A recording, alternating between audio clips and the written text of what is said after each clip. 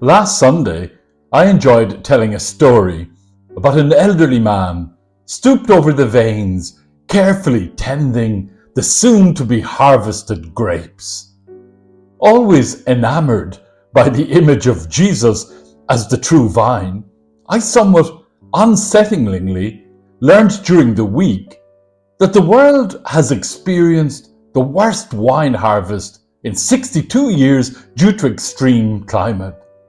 This news prompted me to recall a banquet toast that I have heard at more than one wedding, where the speaker announces that wine cheers the sad, revives the old, inspires the young, and makes weariness forget his toil. In today's gospel, Jesus seeks to bolster his weary disciples by commissioning them to bear fruit that will last. John's gospel records Jesus speaking of the dynamic love abiding in his relationship with God. He calls his disciples friends and uses language and words that clearly indicate that when he calls them friends, he wishes to say that he loves them. The first reading from the letter of St. John professes that love comes from God, and that God's love for us was revealed when God sent into the world his only Son.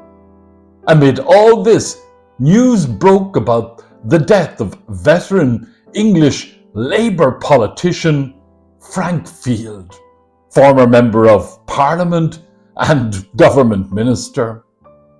I am familiar with Frank's work to end child poverty in the UK and his campaign work against modern-day slavery.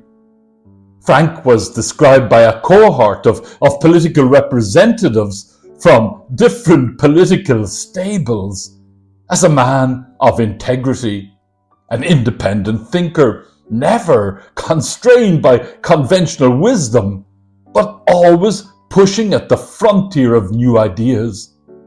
Noted for being a man of Christian faith, he once plainly shared, God had come down to earth and was everywhere or nowhere. If God was everywhere, politics was a crucial activity in our response to this wonderful fact. Educated by himself rather than the church, Frank came to the Bible late in life as an inspiration. Yet, he wrote, it is the Bible which has become one of the more important influences on my politics, giving greater coherence in my work. And yet, I rarely mention it. Why? The answer is quite simply, for political reasons. I wish the campaigns on which I work to be successful. The Christian language today has sadly become a barrier to, rather than a purveyor of meaning. Captivated by Frank Field's analysis, I found myself perplexed. The first reading today from the Acts of the Apostles is so tangibly and descriptively full of spirit. The second reading proclaims a delightful insight into love, and our gospel powerfully communicates the love story of Jesus laying down his life for his friends. Somewhat surprisingly, the image of laying down entered my subconscious, and I found myself drawn to 3 human stories that featured during the week. The first about comedian Dermot Whelan, who recently shared about his experience of panic attacks. Dermot describes how he ended up lying on the side of the road on a tarmac driveway. In his own words, he shares, I was thinking, please don't let me die. The second story is about kayaker Adrian Harkin, who was sadly diagnosed with motor neuron disease, but who, despite all the associated obstacles, is committed to fundraising efforts to raise funds in search of a medical cure for motor neuron. Speaking through technology, Adrian shares, "I'm very lucky, as I'm surrounded by great friends and family, and I've lived the life of few." The third story is about Tim and Fiona Toomey, who shared their experience of losing their youngest daughter, 11-year-old Miley, to suicide. Her mom says it wasn't that she died, it is that she could have been saved. Her father Tim says, "Life going on has been a challenge." Fiona and myself would both admit to, after it happening, wanting to lay down and die.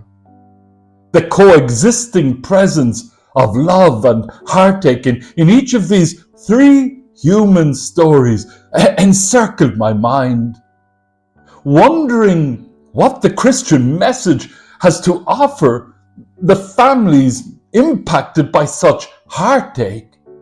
I somewhat unusually kept coming back to last Sunday's hurling game between Limerick and Tipperary.